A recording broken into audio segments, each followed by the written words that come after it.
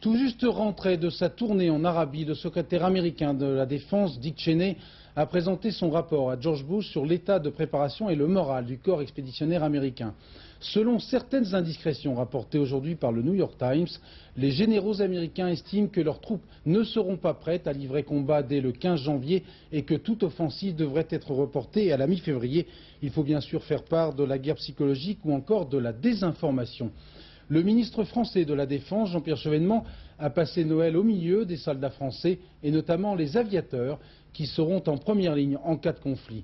Sur des images de Christian Leroux, le reportage de Laurent Boussier, surnommé ici Laurent d'Arabie. Si Jean-Pierre Chevènement a choisi de terminer sa visite des forces françaises en Arabie Saoudite par les aviateurs de la base de Youffouf, ça n'est pas un hasard.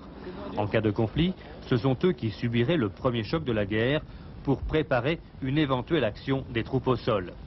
Depuis quelques jours, des renforts sont arrivés et c'est maintenant plus de 40 avions de combat, Jaguar, Mirage F1, Mirage 2000, qui sont stationnés sur cet aérodrome, très protégé par des batteries de missiles Mistral ou Crotale et surveillé par un radar de défense aérienne.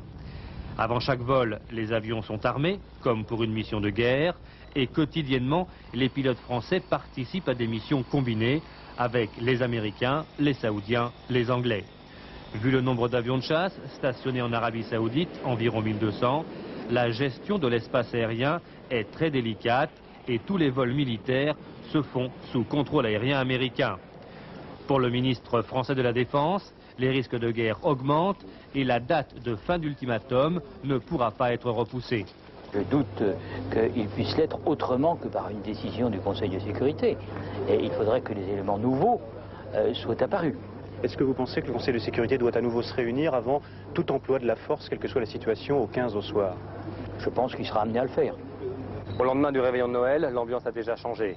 Ce matin, sur cette base de Youffouf, il y a une alerte chimique, une alerte réelle, que tous les aviateurs ont pris très au sérieux.